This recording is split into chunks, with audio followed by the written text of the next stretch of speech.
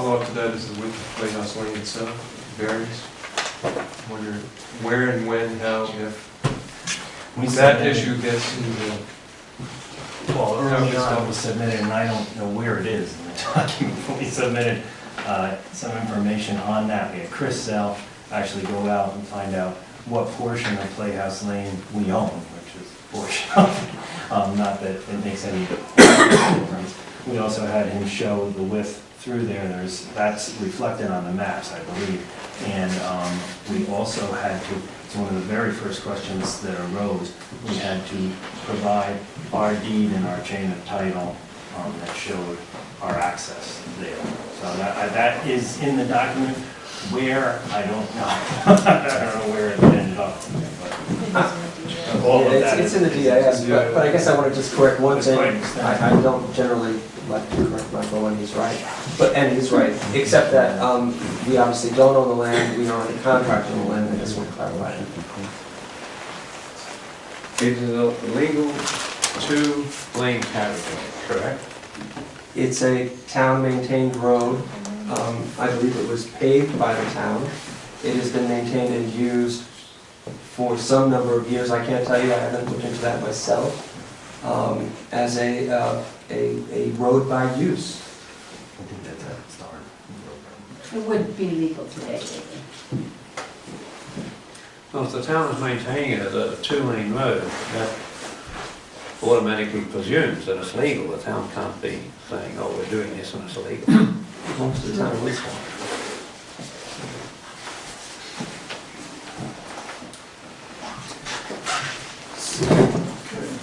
During construction, that will be the main access road for heavy trucks, correct? correct. And I know that there was a template driven up it to make sure that it was adequate to accept trucks. He did that. We did that. There's a drawing, I recall that Right. very clearly, that there's a drawing that was done of the truck at all of those intersections.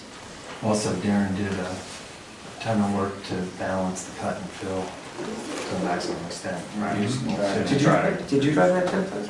Like TTD did, right? I just can't remember if you were when it was the traffic. No, the traffic consultant did the template. Will there ever be two trucks fully loaded, large trucks, passing on that road? It's not very likely. Will you do anything to You try mean and two prevent that? like tractor trailers fully loaded? Well, even big dump trucks, two dump trucks side by side are going to, Well, go on the curb. a lot of the issue in preventing that Mitigation is of in the damages. layout of the site, trying to balance truck and fills, so that we're not trying to bring Mitigation in material. damages. We're gonna deny it. Suggestion. If they damage, Sorry? they're not responsible. To mitigate the impacts to the land, because one of the things that you mentioned your positive on was land disturbance activities and impacts to the land. One of the mitigation measures proposed by Jim was to try to lessen and balance the cut and fill. Originally had So it. they elevate, because the knoll there is all coming out, and they redid the whole elevation on the whole site. Yeah, my question was more concerning the traffic pattern of those heavy trucks, so there would be a pity to have 3 or 4 trucks I think on that road at the same you time. detailed how many you were cutting down. You were going from what? Oh, we're at, A day or something? I think we're at 1,000 cubic yards of cut and fill total, so I don't That's it, think I 1,000, that's all you're doing? Well, yes, but now you gotta remember, we have road base coming in, there are gonna be some trucks that you're gonna have, essentially coming in the site, you do need gravel for road base, asphalt. But essentially, the balance of the soil material on site is 1,000 cubic yards that we actually have in excess. And typically what we do on most sites with that little excess of soil material is you feather it on site. When you start getting down below 10,000 cubic yards on a site this size, you could be a little plus or minus based on compaction, things like that. So there's a lot of different scenarios that. What do you think of a way to try to limit one truck at a time?